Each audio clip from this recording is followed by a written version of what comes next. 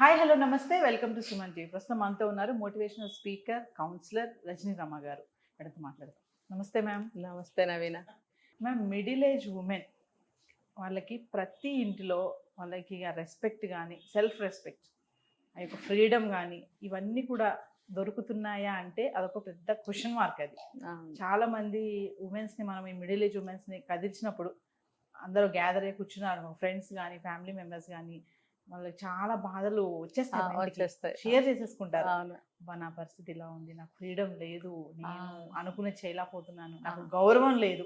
Even job చేస్తున్నా కూడా చేయకపోయినా కూడా ఇంటినంతా చూసుకుంటున్నప్పటికీ కూడా నాకు దక్కేటటువంటి రెస్పెక్ట్ నాకు దొరకటం లేదు అనే ఒక పెద్ద బాధలు అయితే ఉంటున్నారు. మరి అసలు దొరుకుతుందా ఈ స్వేచ్ఛ, ఈ రెస్పెక్ట్ అంటే ఏం చెప్తారు? అసలు ఫస్ట్ గుర్తింపు ఉందా లేదా? ఇప్పుడు లేచిన దగ్గర నుంచి ఇంట్లో ఉండని జాబ్కి వెళ్ళని ఆమె ఎన్ని ఏర్పాట్లు చేస్తుంది ఇంట్లో.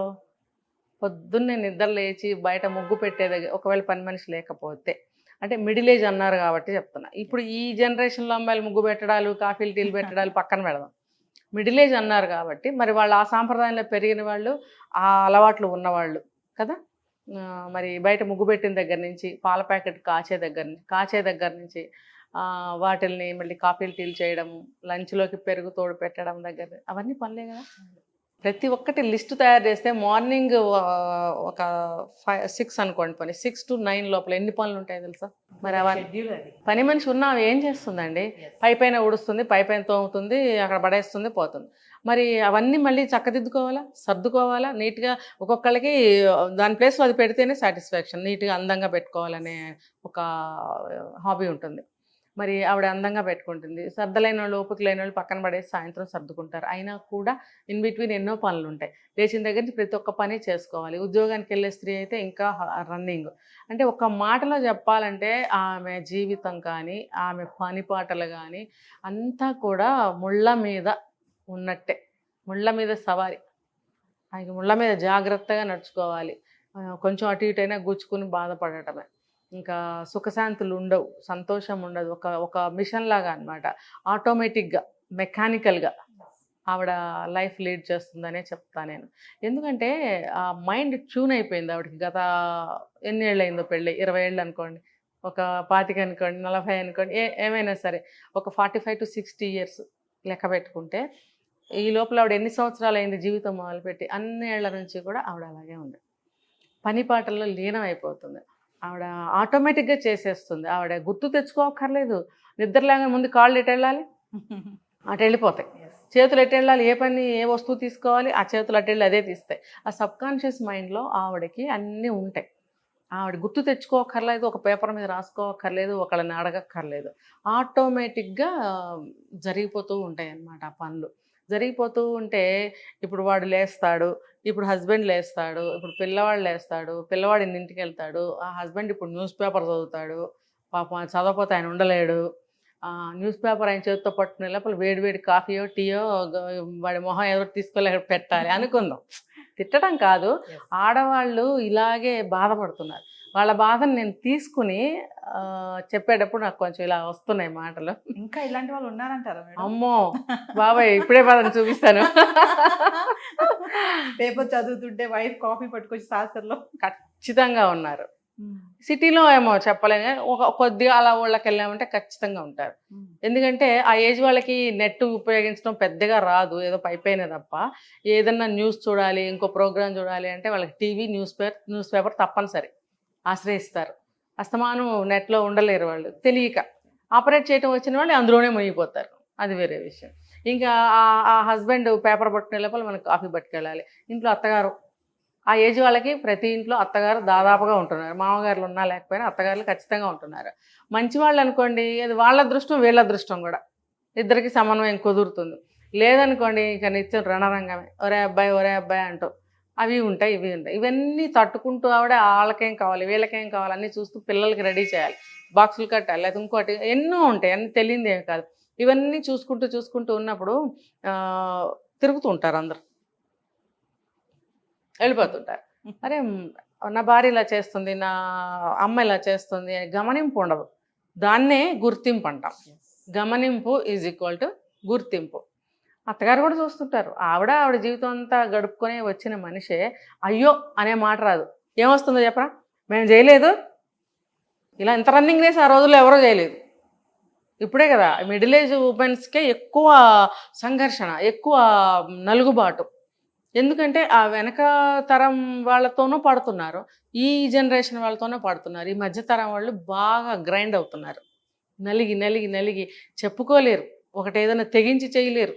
ఆ పరిస్థితిలో వాళ్ళు బొమ్మల్లాగా, యంత్రాల్లాగా పరువు పోతుందేమో అనే ఒక దానికి లొంగిపోయి, ఇది పరుగు పోతుంది కదా అని చెప్పి లొంగుతుందని వీళ్ళకి తెలుసు. ఏ చిన్నది జరిగినా పెద్ద గొంతేసుకుని అరుస్తారు. ఎందుకు మెల్లగా మాట్లాడండి అంటుంది ఈవిడ. ఓహో ఇది గట్టిగా మాట్లాడితే నోరు మూసుకుంటాం, గట్టిగా మాట్లాడతారు. ఈ వీక్ పాయింట్లన్నీ కనిపెట్టి నొక్కుతూ ఉంటారు. అంతేగాని ఈవిడ సమయానికి ఎవరికేం కావాలి, ఎంత మధ్యలో పని అమ్మాయి ఉంటే దాన్ని చూసుకోవాలి, అమ్మాయిని చూసుకోవాలి. మరి ఇంకెవరన్నా ఎవరన్నా రాకుండా ఉండరు ఏదో ఒక పని మీద, వాళ్ళనే చూసుకోవాలి.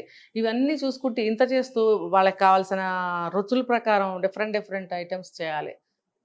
ఇదే సినిమా అని అనుకుంటారేమో, ఇవి ఇలాంటి ఇళ్ళు చాలా ఉన్నాయి. ఒకడికి వంకాయ కావాలి, ఒకడికి ఆలు కావాలి, ఒకడికేమో పప్పు కావాలి, ఒకడికి ఇడ్లీ కావాలి, ఒకడికి దోశ కావాలి, ఒకడికి హార్లిక్స్ కావాలి, ఒకడికేమో టీ కావాలి. కానీ ఇంత చేసినా మేడం ఏం చేస్తున్నారు మీరు అని అనేవాళ్ళు కూడా ఉన్నారు కదా మేడం. ఇవన్నీ పని కదా అంటారు కదా. ఇవన్నీ న్యూస్ పేపర్ పక్కన పడేసి గమనించు, లేదా నువ్వు చెయ్యి. ఆ అనేవాళ్ళు ఎవరైతే సభ్యులు ఉన్నారో, ఆ పిల్లలు అవ్వచ్చు, అత్తగారు అవ్వచ్చు, భర్త అవ్వచ్చు, ఎవరైనా కానీ నువ్వేం చేస్తున్నావో అన్ని పక్కన పడేసి చూడు, లేదా నువ్వు చెయ్యి. నేను లిస్ట్ రాసిస్తాను, రాయక్కర్లా, మా అందరికి కావాలి కదా, మేము అడుగుతుంటాం చెయ్యి. పోనీ నీకు తెలియదు ఏం కావాలి, మేము చెప్తుంటాం, నువ్వు చెయ్యి. పొద్దున్న లేవగానే ముగ్గు పెట్టు, మరేమో అది స్లాబ్ ఉంటుంది కిచెన్లో, అదంతా క్లీన్ చేయి, స్టవ్ క్లీన్ చేయి. మరి అది క్లీన్ చేయకపోతే అవ్వదా, బాడీ సలహా ఒకటి. అది క్లీన్ చేయకుండా ఎలా నువ్వు వంట చేస్తావు? రాత్రి ఏదన్నా ఇన్సెక్ట్స్ పాకుతాయి అక్కడ, లేకపోతే ఏదైనా ఒలుగుతుంది, అది క్లీన్ చేయకుండా దాని మీద మనం మళ్ళీ తీసుకొచ్చి ఇంకొకటి ఏదైనా పెడతాము. అదంతా హైజెనిక్గా కూడా ఆడవాళ్ళు ఇంట్లో మెయింటైన్ చేస్తున్న విషయాన్ని వీళ్ళు గ్రహించరు. ముందు పొయ్యి తుడుచుకుంటారు, ఇంకా ఇష్టం ఉన్న వాళ్ళు చిన్నగా ముగ్గులు వేసుకుంటారు అక్కడ పొయ్యి దగ్గర, చక్కగా ముందు పాలు పెట్టుకుంటారు. అలాంటి అలవాట్లు ఉంటాయి కొంతమంది ఇళ్లలో. ఇప్పుడు పొయ్యి తుడకపోతే ఏం కాదా, అవసరమా, పొయ్యి ఎందుకు తుడుస్తున్నావు నువ్వు? ముందు డైరెక్ట్గా పాలు పెట్టాయి, డైరెక్ట్గా కాఫీ కలిపేసాయి, డైరెక్ట్గా వంట చేసే తొందరగా, అది నీకు ఆ టైం కలిసి వస్తుంది. ఇది సలహాలు. కానీ అది కరెక్ట్ కాదు కదా. ఆమె ఆ సాంప్రదాయంలో, ఆ అలవాట్లలో పెరిగిన మనిషి, లేదా ఇష్టపడుతున్న వ్యక్తి. ఆ శ్రమ నువ్వేం తీసుకున్నావు, ఆమె చేసుకుంటుంది కదా, నువ్వెందుకు అబ్జెక్ట్ చేస్తావు? ఇదేంటంటే మానసికమైన టార్చర్. నీకెందుకయ్యా, లేకపోతే నీకెందుకమ్మా, పోండి, ఆమె కదా ముగ్గేసుకుంటుంది, మీరు ఎందుకు ఊరుకోండి, ఇష్టం లేకపోతే చేయలేకపోతే ఆమె వదిలేస్తుంది అంటే అదొక సాధింపు, అదొక టార్చర్. గుర్తించి భలే బాగా చేశావు అనాలని పాపం ఆవిడ ఆశిస్తుంది. నువ్వు 30 సంవత్సరాల నుంచి 25 ఏళ్ళ నుంచి అది తుడిచి ముగ్గేస్తుంటే 30 ఏళ్లలో ఎన్ని రోజులు వస్తాయండి?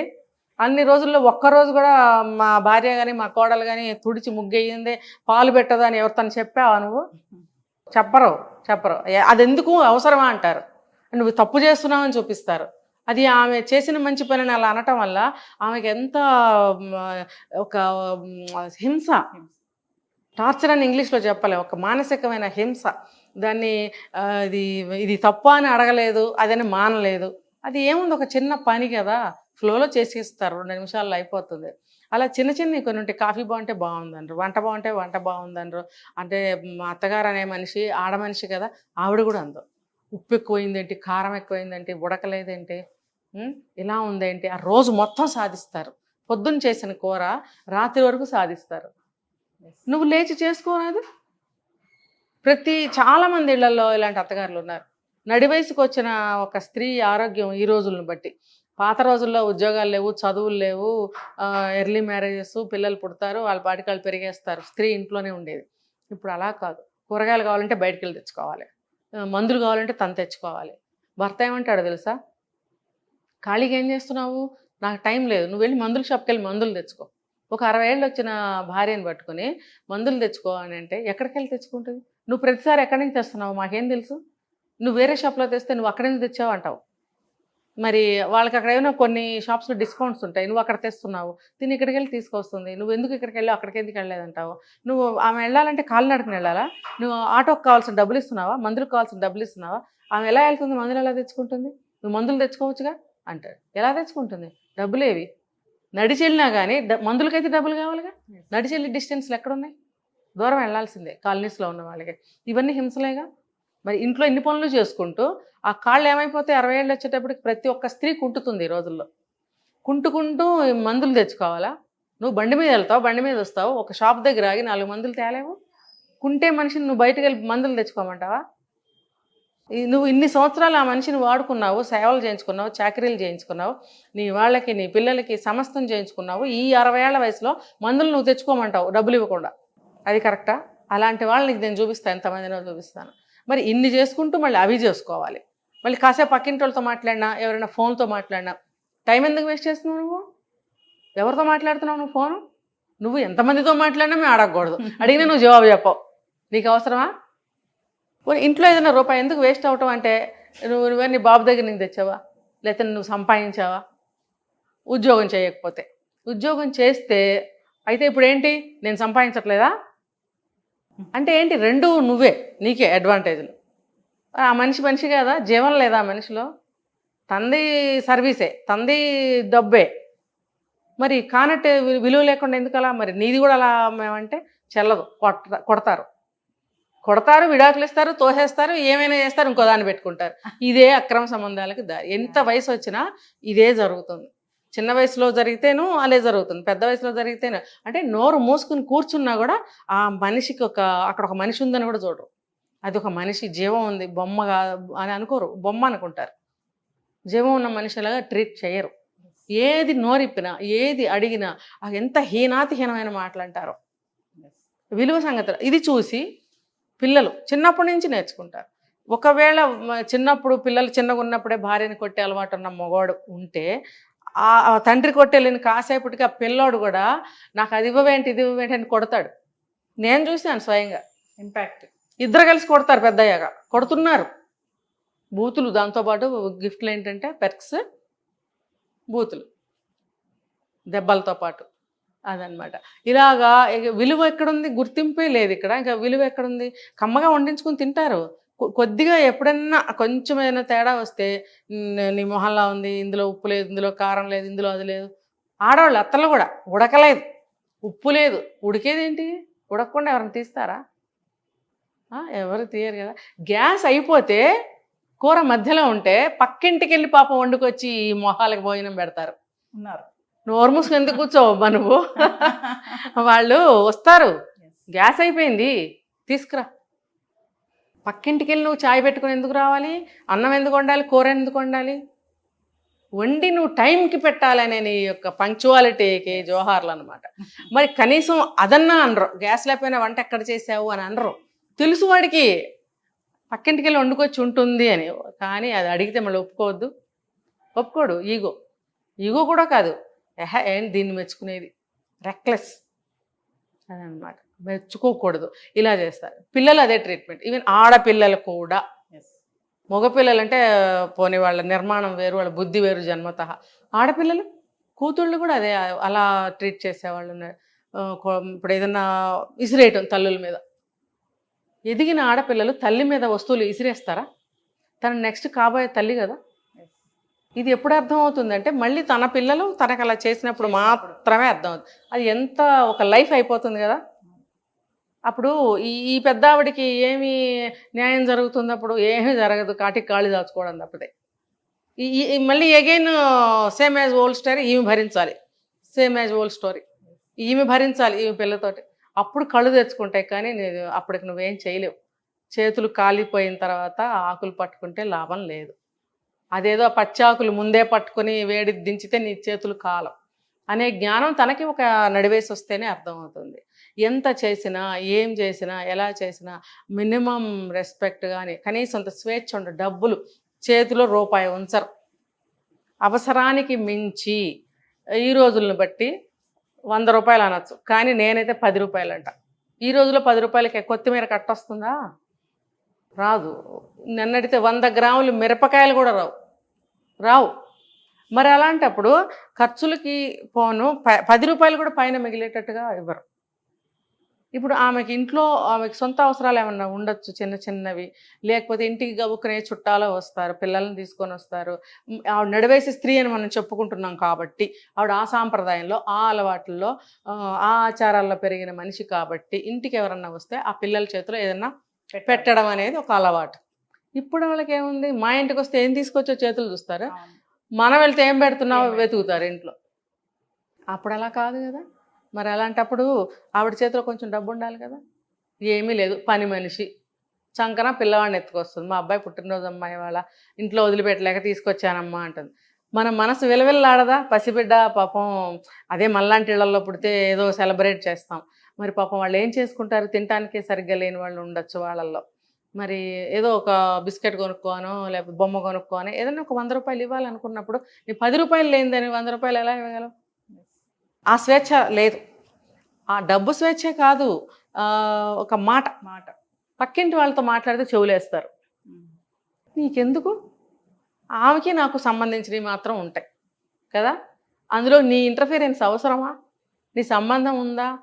ఏమీ లేదు. లేకపోతే వంకాయ కూర వండారా, ఇంకోటి వండారా అని ఆవిడ అడుగుతుంది. ఎలా వండారంటుంది. లేకపోతే వాళ్ళు నీళ్ళు వచ్చాయా, పాలు వచ్చాయా, పని మనిషి వచ్చిందా, అంటే లేకపోతే వాళ్ళ తలనొప్పిగా ఉంది వదిన గారు లేకపోతే అక్కయ్య గారు ఏదో మాట్లాడుకుంటారు. నీకు అవసరమా? ఆ స్వేచ్ఛ కూడా ఉండదు. ఫోన్ వస్తే ఫోన్ ఎవరితో మాట్లాడుతున్నావు, అంతసేపు ఎందుకు మాట్లాడుతున్నావు, భోజనం టైం అవుతుంది, భోజనం ఒక 2 నిమిషాలు ఆలస్యం అయితే పోయింది ఏంది, ఏదో కట్ చేసి రాలేరు కదా, దానికి కూడా గొడవ. అంటే ఈ రకంగా ఏ రకంగా చూసుకున్నా ఆమెకు ఏమన్నా ఉందా ఇంట్లో? ఒక స్వేచ్ఛ ఉందా, ఒక రెస్పెక్ట్ ఉందా, ఒక విలువ ఉందా, గుర్తింపు ఉందా? ఏమీ లేదు. పోని జీతం ఇస్తున్నావా, భార్యకి జీతం ఏంటి అంటే జీతం కాదు, నీ ఖర్చులకు ఉంచుకో అని చెప్పి కొంచెం డబ్బు ఇస్తున్నావా? ఆ పోనీ నాకేదో ఇంత ఇస్తున్నాడులే నా ఖర్చులకి, పాపం నా భర్త మంచోడులే అని తృప్తి పడే అవకాశం కూడా ఆ పాపం ఆ ఇల్లాలకి ఉండదు. అంటే నువ్వు అన్ని పక్కల నుంచి నువ్వు ఆమెని బిగించేసావు. బ్లాక్ చేసేసి ఏమన్నా ఉంచావా? పోని 4 గోడల మధ్య నువ్వు ప్రేమగా చూస్తున్నావా? ఆమెకు ఒక మంచి చీర కొనిస్తావా? లేదు, కొనిచ్చావు పో. ఆ చీర కట్టుకుంటే ఎప్పుడన్నా బాగున్నావు అన్నావా? లేదు. నువ్వు సెలెక్ట్ చేసి నీ కొనుక్కున్న చీర బాగుందన్నావా? పోనీ కట్టుకుంటే బాగున్నావు నువ్వు అని అనద్దు. అది చీర బాగుందన్నావు, నువ్వు ఇచ్చిన డబ్బులే కదా అనవు. వండిన వంట ఎటు అనవు. ఆమె జడ పొడుగ్గా బాగుందంటే జడను అసలు చూడవు నువ్వు. బాగుంది అనాల్సి వస్తుంది. మనసైనా ఒప్పుకుంటుందిగా ఆమె జడ బాగుందని, అందుకని చూడవు నువ్వు. లేదు పాపం ఆవిడే భర్తే కదా అని వచ్చి ఎలా ఉంది చీర, ఈ జడ ఎలా ఉంది, పువ్వు ఎలా ఉంది అడిగిందే అనుకోండి. ఇవన్నీ నిత్యం జరుగుతున్నవి, అందుకే నేను అన్నీ చెప్తున్నా. అన్నప్పుడు కూడా ఏముంది అందులో బాగుండేదేముంది, ఏంటి దాన్ని చూసేదేముంది, అందరికీ ఉండేదే కదా. అది మరి ఏంటి, ఏం చేయాలి? ఇలా చేయటం వల్ల స్త్రీ నలిగిపోయి బంధించబడి ఎలా జీవోత్సవంలాగా తయారవుతుంది. ఇప్పుడు నడివయసు స్త్రీలు చాలామంది ఇళ్ల నుంచి బయటకు వచ్చేస్తున్నారు. ఎక్కడో చోట బతికేద్దాం, ఏదో ఒక చిన్న షాప్లో వర్క్కి చేరటమో, లేకపోతే డబ్బు కట్టకుండా ఉంచుకునే అనాథాశ్రమాలు ఉంటాయి అక్కడో, లేకపోతే వేలు విడిచిన చుట్టాలిళ్లలో సర్వీస్ చేసుకుంటూ ఉండిపోవడము, లేదు ఎవరికన్నా కేర్ టేకర్ కావాలంటే అలాంటి వాళ్ళల్లో కుదిరిపోవడం. ఇంత ఉండి ఇక్కడ అలాంటి బతుకుతాం. నీ భార్యగా నీకు అవమానం కాదా? ఆవిడ ఇలా ఎందుకు వెళ్ళిపోవాల్సి వస్తుంది? అన్ని అవసరాలు తీర్చుకుని కొడుకులు కూతుళ్ళు పెళ్ళిళ్ళు అయిపోయాయి, అన్నీ అయిపోయాయి, వాళ్ళు చక్కగా ఒక ఒడ్డుకు చేరారు. తల్లిని పట్టించుకోరు. తల్లికి ఏమన్నా ఇంత పాకెట్ మనీ ఇద్దాము, తల్లికి ఏమన్నా అవసరాలు తీరుద్దాము, తల్లిని సంతోష పెడదాం, ఎటన్నా తిప్పుదాము. అసలు ఆమెకు ఒక జీవితం ఉంటుంది, ఆమెకు ఒక కోరిక, ఒక నవ్వు కావాలి, ఇలా ఇలా ఉంటాయి ఆవిడకైనా వాళ్ళకి అవసరం ఉండదు. ఆవిడే అవసరాలు తీర్చే ఒక రోబో అంతే, యంత్రం అని కూడా అనలేం, రోబో. అలాగా ఆటోమేటిక్గా ఇలా చేసేస్తూ అందరికీ టైం ఆవిడకి ఒంట్లో బాగోకపోతే ఏంటి పడుకున్నామని అడగరు. ఏంటి లేవలేదు, వంట చేయలేదు ఏంటి, రోజు చేస్తుంది అదే టైంకి వాళ్ళు పడుకుంది అంటే ఎందుకు పడుకుంది అని అడగాలి. కానీ నువ్వు బాగలేదా ఎందుకు పడుకున్నావు అని అడగాలి కదా. నేర్చుకోవాలి కనీసం ఇప్పుడైనా. మీ ఈగోలు ఈ వయసు దాకా ఎందుకండి? అయిపోయింది కదా వయసు, పోని పెద్ద వయసు వచ్చింది. ఇప్పుడు హక్కును చేర్చుకోండి, ఇప్పుడు ఆదరించండి, ఇప్పుడు మారండి, ఇప్పుడు అడగండి. ఏంటండి తప్పేంటి? నువ్వు దెబ్బ తగిలితే అమ్మా నొప్పిగా ఉందా అనవా? భలే బాగుంది, నాకు బాగుంది అనుకుంటావా? లేకపోతే ఏముందిలే అనుకుంటావా? ఉంటుంది కదా, నీకు కూడా ఏదో ఫీలింగ్ ఉంటుంది. అలాగే ప్రతిదానికి ఉంటుంది ఫీలింగు. ఆ మనిషి పడుకున్నప్పుడు ఏంటి బాగలేదా, ఎందుకు పడుకున్నావు, బాగలేదా, ఈరోజు వంట చేయలేవా, పోనీ మనం ఏమన్నా ఏర్పాటు చేసుకుందామా అని అట్లీస్ట్ ఇప్పుడు ఈ వయసులో అడగండి, ఇంతకాలం అడగలేదు, వదిలేయండి. ఇప్పుడు కూడా అడగట్లేదండి. ఏంటి పడుకున్నావేంటి, ఎందుకు పడుకున్నావు, భోజనం పెట్టవా, లే భోజనం పెట్టు అంటే ఆ పిచ్చి మహాతల్లి అంతకుముందే పాపం లేచి వంట చేసి మూతలేసి వచ్చి పడుకుని ఉంటుంది. ఈయన అలా అడగంగా నాకు బాగోలేదని చెప్పే అవకాశం కూడా పెట్టుకోలేదు ఆవిడ. వంట చేయకుండా ఉంటే కనీసం నాకు బాగోలేదు, నేను వంట చేయలేకపోయినా అని చెప్పగలుగుతుంది. ఏంటి అలా ఎందుకులే చెప్పడం అనుకుని వండేసి పడుకుందాంలే అని చెప్పి వండి వచ్చి పడుకుంటుంది పాపం ఆవిడ. ఈ మహానుభావుడు ఇలా అడుగుతాడు. ఆవిడ చెప్పకుండా అప్పుడు కూడా వచ్చి వడ్డిస్తుంది. అప్పుడు కూడా అతనికి తెలియనివ్వదు. ఇలాంటి వాళ్ళు కూడా ఉన్నారండి. నాకు ఒంట్లో బాగోకపోతే నేను ఎందుకు చేయాలని తిరగబడే వాళ్ళు కూడా ఉన్నారు. కానీ మనం ఏం మాట్లాడుకుంటున్నామంటే ఇలాంటి సమస్య ఉన్న వాళ్ళకి ఒక రెస్పెక్ట్ లేదు, ఒక విలువ లేదు, గుర్తింపు లేదు, స్వేచ్ఛ లేదు అనుకున్న స్త్రీల గురించి మాత్రమే నేను చెప్తున్నాను. అటువంటి మగవాళ్ళ గురించి మాత్రమే నేను చెప్తున్నాను. దయచేసి మగవాళ్ళు ప్రేమించండి మీ భార్యల్ని. ఈ వయసులోనేనండి కావాల్సింది ప్రేమ, దగ్గరతనం. ఇప్పుడు వయసులో ఉన్న అందమో ఈ వయసులో ఉండకపోవచ్చు, కానీ మనిషి అదే, మనసు అదే, జీవితం అదే. ఇద్దరు కలిసే ఉంటున్నారు ఆ రోజు నుంచి ఈ రోజు వరకు. ఏం మారిందండి? కాకపోతే ఆవిడకన్నా కాళ్ళ నొప్పులు వచ్చాయేమో, నీకు రాలేదేమో, అంత మాత్రం చేత నువ్వు హీరో అయిపోవు, నువ్వు 25 ఏళ్ల వాడివి అవ్వవు. అంతే కదా. ఒకళ్ళకి రావచ్చు, ఒకళ్ళకి రాకపోవచ్చు. దాన్ని యాక్సెప్ట్ చేసి తనకి తగ్గ హెల్ప్ చేసి ఆ అమ్మాయికి, ఆవిడకి ఆదరణ ఇవ్వాలి. పిల్లలు కూడా అలా చేస్తున్నారు. ఒక ఆవిడ బయటకు వచ్చేసి మన మీడియాకు కూడా వచ్చింది, నాకు ఒక సలహా ఇవ్వండి, నేనేం చేయాలి, నా అవసరం ఇప్పుడు అక్కడ ఎవ్వరికి లేదు. పిల్లలేమో అవసరాలు తీరిపోయాయి, నన్ను పని మనిషిలా చూస్తున్నారు, భర్త అలాగే చూస్తున్నాడు, ఇంట్లో ఉన్న అత్తగారు అలాగే చూస్తుంది, నేను అక్కడ ఎవరి కోసం, నా వాళ్ళు ఎవరున్నారు అనే వాళ్ళు ఎవరంటే నా సంతానం. వాళ్ళే అలా ట్రీట్ చేస్తున్నప్పుడు ఇంకా నా అనేది అక్కడ ఏమన్నా ఉందా? నా అనే వస్తువు కానీ, నా అనే ప్లేస్ కానీ అక్కడ లేనప్పుడు నేను అక్కడ ఎలా ఉండగలను, నేను ఎక్కడ ఉండాలి, నేను ఏం చేయాలి, నాకేమన్నా హెల్ప్ చేయండి. హెల్ప్ అంటే డబ్బు అని అదేని కాదు, అడ్వైస్. సరే అందరూ విస్తుపోయారు, ఏంటి ఈవిడికి ఏం చెప్పాలి సలహా. నేనైతే ఉండలేను, నాకు ఒక పరిష్కారం చూపించండి, నేను ఉండలేను. సరే ఆవిడైతే మీడియాకి వచ్చి అడిగింది. మరి మిగతా చాలామంది ఇల్లు వదిలి వెళ్ళిపోతున్నారు. నాకు తెలిసిన ఒక ఆవిడ అలా వెళ్ళిపోయింది, ఎక్కడో చనిపోయింది పాపం ఆవిడ. ఈ దారుణాలు చూడండి. ఒక ఇంటి అమ్మాయిని పెళ్లి చేసుకుని తీసుకొచ్చి ఇన్ని సంవత్సరాలు ఆ మనిషితో సేవలు చేయించుకుని ఒక విధంగా ఒక వస్తువును వాడుకున్నట్టు వాడుకుని అందరికీ అన్ని అమర్చిపెట్టి అన్ని పనులు ₹1 ఆశించకుండా చేస్తే ఎన్ని లక్షలు ఇస్తే ఆమెకు మీ రుణం తీరుతుంది? ఎన్ని లక్షలు, ఎన్ని కోట్లు, ఎన్ని వందల వేలు ఇస్తే ఆమె విలువ మీకు తెలుస్తుంది? అసలు వెల కట్టగలరా? ఏమీ చేయలేరు. కాబట్టి మారండి. మీ భార్యల్ని ఈ వయసులో కళ్ళల్లో పెట్టుకుని చూసుకోండి. ఆమె మిమ్మల్ని చూసుకుంటుందిగా, ఆటోమేటిక్గా చూసుకుంటే మిమ్మల్నే కాదు, మీరు ఒక 60 ఏళ్ళు 65 ఏళ్ళు ఉండొచ్చు, ఆవిడకు ఒక 60 ఏళ్ళు ఉండొచ్చు, కానీ మీకన్నా పెద్దదైన మీ తల్లి గారిని, తండ్రి గారిని కూడా చూసుకుంటుంది ఆవిడ ఆ ఏజ్లో. మీకు 60 ఏళ్ళకి రిటైర్మెంట్ ఇచ్చారు గవర్నమెంట్, మాకెప్పుడండి? మాకు 65 వచ్చినాయి, మరి మాకు రిటైర్మెంట్ లేదా? మీరు 10 ఏళ్ళ నుంచి, ఇప్పుడు 70 ఏళ్ళు అయితే 10 ఏళ్ళ నుంచి ఇంట్లో కూర్చున్నారు, నాకు 65 వచ్చినాయి, మరి నేను 5 ఏళ్ళ నుంచి నేను కూర్చోవాలి కదా.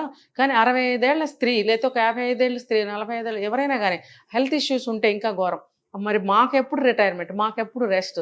సంవత్సరం పొడుగుతా 24 గంటలు ప్రతి మినిట్ ఎవరికేం కావాలి, ఎవరికేం పిల్లి వస్తుందేమోనన్న అవేర్నెస్ కూడా ఈవిడికే ఉండాలి. అక్కడే ఉంటారు, పిల్లి వస్తుందని చూడరు.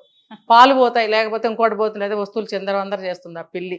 అంత మాత్రం నీ ఇంటి మీద నీకు బాధ్యత లేదా? భార్య చూసుకోవాలా? మరి అలాంటప్పుడు అన్ని చూసుకుంటున్నప్పుడు ఈ వయసులో 65 ఏళ్ళు వచ్చిన స్త్రీ ఇంకా మీ తల్లిని చూస్తుంది, మీ తండ్రిని చూస్తుంది, మరి వచ్చిపోయే మీ అక్క చెల్లెళ్ళు, మీ చుట్టాలని కాఫీ కప్పులు ఇస్తుంది, టిఫిన్ భోజనాలు అన్నీ వండి పెడుతుంది ఇంకా 65 ఏళ్ల వయసులో. మరి ఆవిడకి మీరు ఎప్పుడు కనీసం గుర్తించలేదు, ఎప్పుడు రెస్ట్ ఇస్తారు? సరే మీకు అంత స్తోమత లేదు, అట్లీస్ట్ మీరు మానసికంగా బాధ పెట్టకండి. ఆవిడ కాళ్ళు ఎంతవరకు పనిచేస్తాయో, చేతులు ఎంతవరకు పనిచేస్తాయో అంతవరకు ఆవిడ ఏదో ఒకటి పాపం చేసి పెడుతూనే ఉంటుంది. దేవుడి ప్రసాదం అనుకుని తినండి. ఉప్పు ఎక్కువైంది, కారం ఎక్కువైంది, గుడ్డు ఎక్కువైంది అన్నారనుకోండి, మీరు వండుకుని తినమని చెప్పే పరిస్థితికి ఆవిడ వచ్చేస్తుంది. పిల్లిని మూసి కొడితే పీకుతుంది మీదపడి. ఆ స్థితి తెచ్చుకుంటే బాగుంటుందా? మీరు సహకరించి ఆమెను బాగా చూసుకుంటే బాగుంటుందా? ఇది మీరే ఆలోచించుకోండి, మీకే వదిలేస్తున్నాను. ఉమెన్స్కి రిటైర్మెంట్ ఉందా లేదా అనేది ఒక క్యాప్షన్ చెప్పారు. మరొక ఎపిసోడ్లో దాని మీద మాట్లాడుకుందాం. తప్పకుండా. Thank you. సుమన్ టీవీలో మీ పర్సనల్ అండ్ బిజినెస్ ప్రమోషన్స్ కోసం కింది నెంబర్కి కాంటాక్ట్ చేయండి.